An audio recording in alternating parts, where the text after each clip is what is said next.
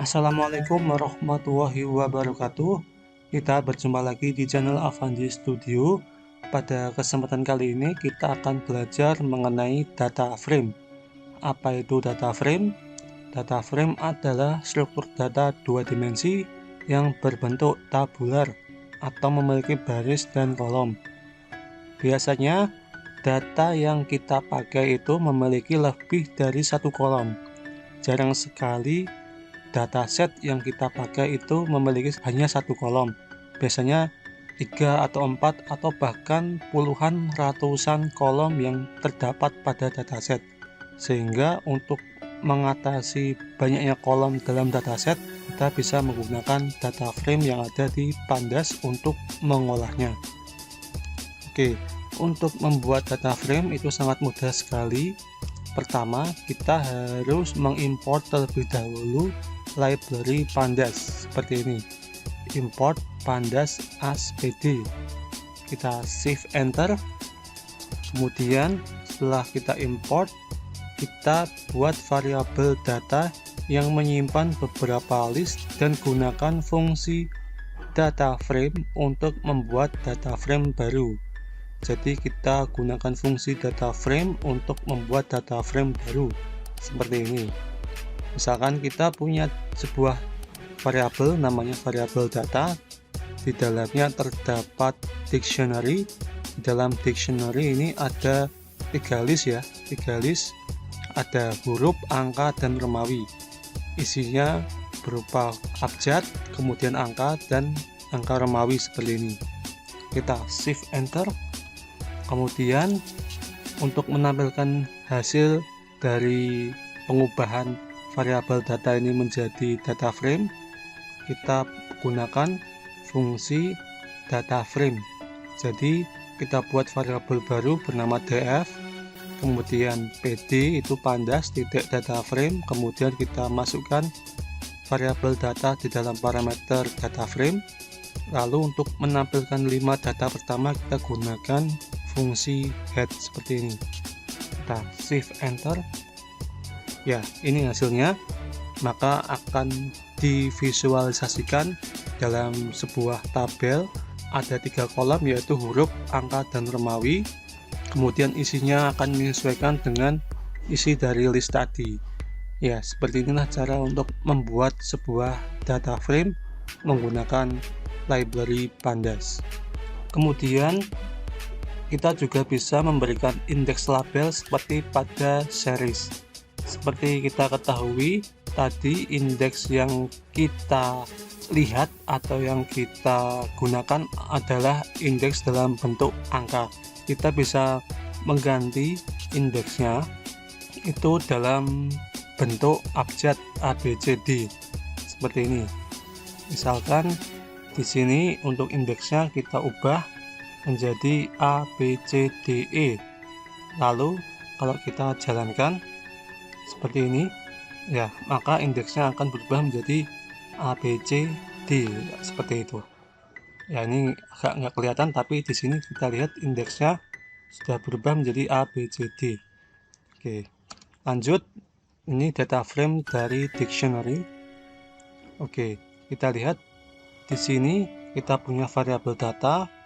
Bedanya di sini kita bungkus dengan list, lalu di dalamnya ada dictionary, ada dictionary indeks ke-0, dictionary indeks ke-1, dan indeks ke-2. Ini indeks ke-2. Oke, kita bisa running, shift enter, lalu hasilnya kita tampilkan seperti ini. Shift enter, ya, hasilnya akan berupa tabel juga, tapi bedanya nanti yang kolomnya itu nanti akan sesuai dengan dictionary-nya. Jadi ini kolom 1 isinya 1 semua, kolom 2 isinya 2 semua, kolom 3 isinya 3 semua. Ya, seperti ini. Ini cara membuat data frame dari dictionary. Oke, lanjut. Sekarang kita akan membuat data frame dari series. Oke, ini contohnya. Kalau tadi kita menggunakan abjad ya, ABCD, sekarang kita menggunakan series, shift enter. Lalu hasilnya adalah seperti ini, shift enter. Ya, ini agak kelihatan ya. Kita tutup dulu mode presentasinya. Ya, ini hasilnya seperti ini. Hasil dari series tadi, 1 berisi data 1 semua, 2 berisi 2 semua, 3 berisi 3 semua, sesuai dengan list yang kita tuliskan seperti itu. Lanjut, sekarang kita akan membuat data frame dari file. Oke, sebenarnya lebih cocok disebut dengan membaca file dengan data frame. Kita juga bisa menggunakan fungsi read CSV seperti yang sudah kita coba di materi series sebelumnya. Di video sebelumnya saya juga sudah membuat sebuah video untuk membaca CSV, bisa dilihat di pojok kanan atas. Oke, di sini biasanya dataset itu ekstensinya CSV ya. Jadi dataset itu biasanya dalam bentuk file CSV. Oke, sebelumnya kita siapkan dulu file CSV-nya. Saya sudah menyiapkan sebuah file bernama transaction.csv. Kita shift enter, kemudian hasilnya seperti ini. Kita tampilkan 5 data pertamanya, shift enter. Oke, ini adalah data dari file transactions.csv. Datanya seperti ini. Ini berisi data transaksi. Oke, jadi untuk membaca file CSV kita gunakan fungsi read CSV. Tapi sebelumnya kita harus mengimport library Pandas terlebih dahulu. Oke, untuk Pandas dia tidak hanya bisa membaca file dengan format CSV, tapi juga bisa membaca format-format yang lain seperti JSON, XLS, teks, dan XML.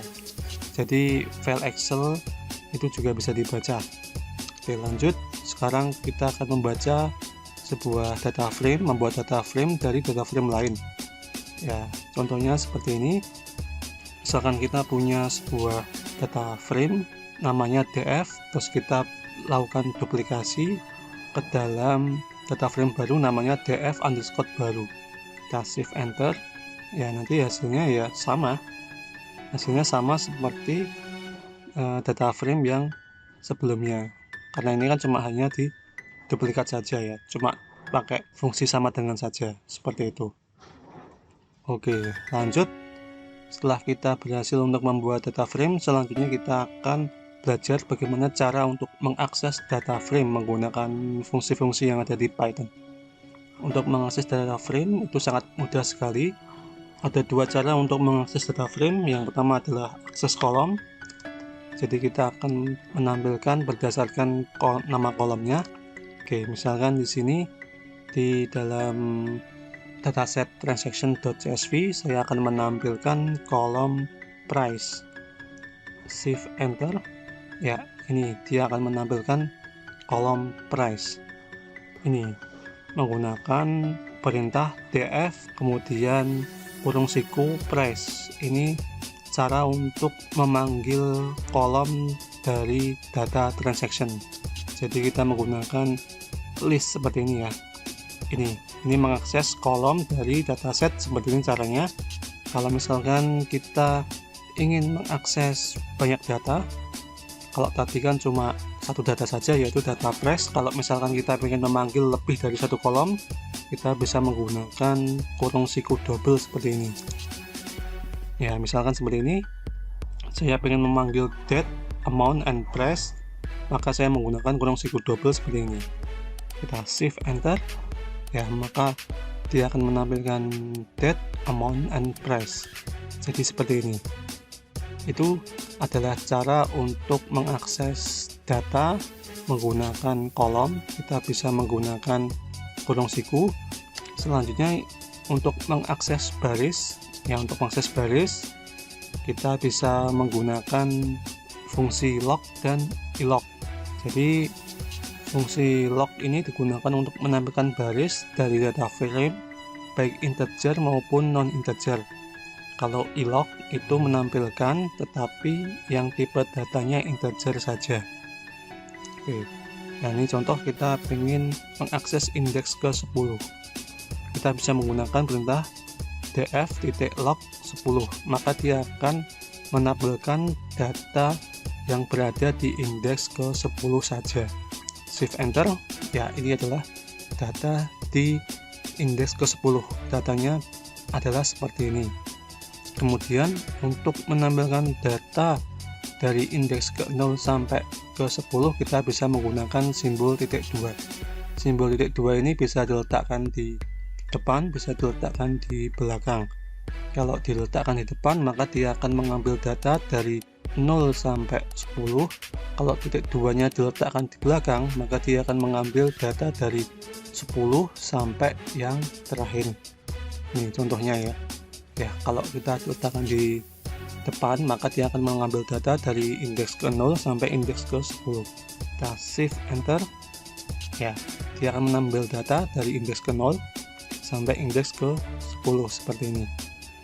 Lalu kalau misalkan titik 2 nya kita taruh di belakang maka dia akan mengambil data dari indeks ke 10 sampai indeks terakhir.